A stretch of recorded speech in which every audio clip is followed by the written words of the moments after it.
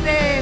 Narito na naman po tayo sa notification po na trip lagi kung saan gagaling po dito sa Quiapo sa kabilang side, sa Christian side. Ngayon po ako po ay naka-curious po dito sa nababalitaan ko. Masarap daw dito ang pagkain sa Arab Nation.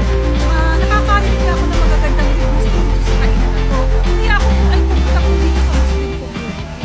At in fairness po, marami po mga non-Muslim na kumakain po dito. Nasasaklo po ang biryani, tandoori po dito. Tara, samahan po nila ako. Narito po ako sa Little Arab Asian Restaurant na dito po siya sa Quiapo, Manila. Kung saan ako po again ay nag-crave na naman ng Arab food. Kasi po ako'y natugutom na at nandito na po ang menu. Higa, ko po ay pumasok na po sa loob ng restaurant. Nire-review ko po kasalukuyan. Ito po yung mga drinks po nila. At ayan nga po, iniisa-isa ko na nire-recheck ko na po. At ang susunod naman po ay ito. Ito naman po ang mga pagkain po nila na kung saan ganun nga din po ay iniisa-isa ko kung ano ba dito ang aking kakainin. Dahil ako'y nag-crave na naman ng Arab food. At ito na nga po ang itsura ng lola po ninyo habang nire-review po ang menu. Ayan, sinisipat ko nga po at nag-iisip na po ako na kung ano po ang kakainin ko po na pagkain. Sunod naman po ay nasikaso na ako ni Ate Girl na waiter po nila. Yan na nga po, tinuturo po sa akin ni Ate Girl ang kanilang mga bestseller. At ako po ay nagde-decide na ano o-orderin ko. Ayan.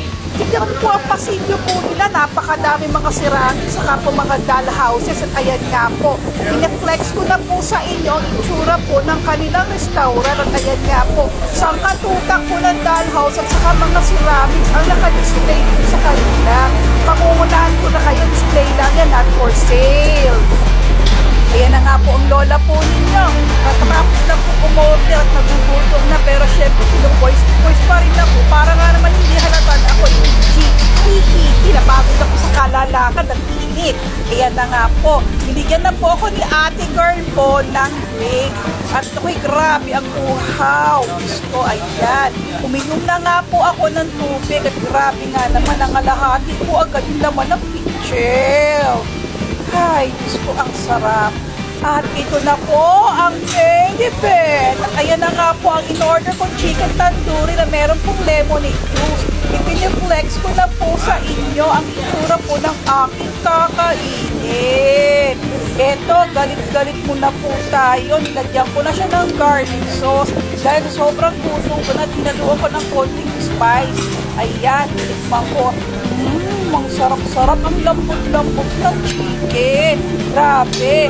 At madaling himayin, hindi yung nakikipaglaban ako sa karne ng manok.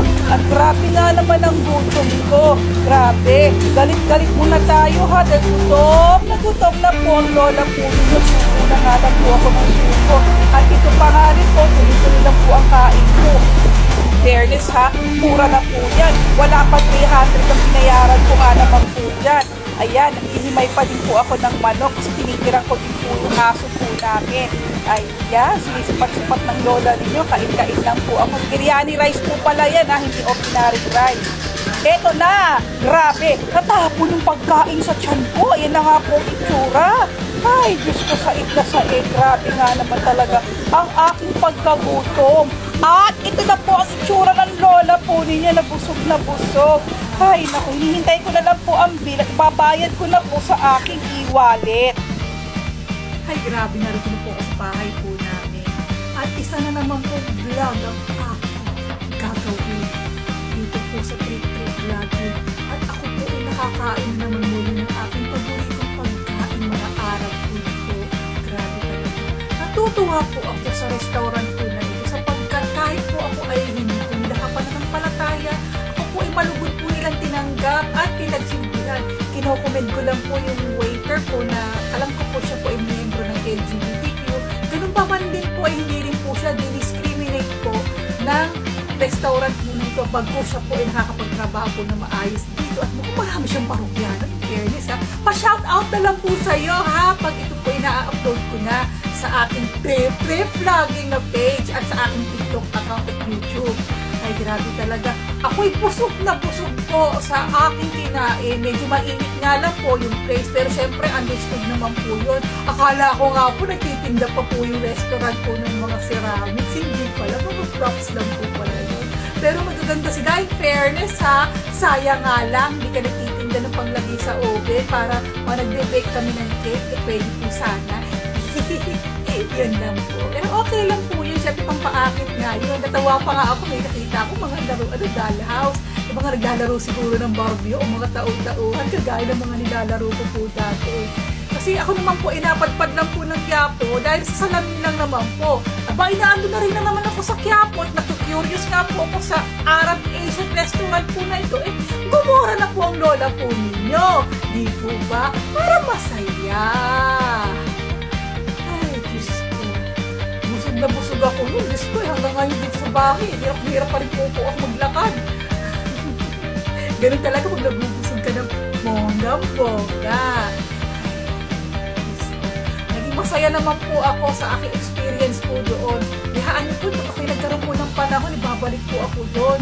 Kahit po pala ako po ay Kristiyano, ako po ay malugod po ninyong tinanggap. At in fairness din po, sa lugar po ng Globo de Oro, sa area po ng Muslim community, wala pong nang bastos po sa akin sa lugar na yon. Although, syempre, maging alerto ka na nga sa paligid at hindi mo teritoryo ang lugar po na yon.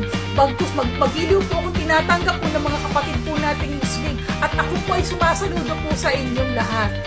Sa inyong pong paganda at pagsisilbi niyo po sa amin. Yun po. Talagang ako po impressed na impressed. Grabe talaga. O siya.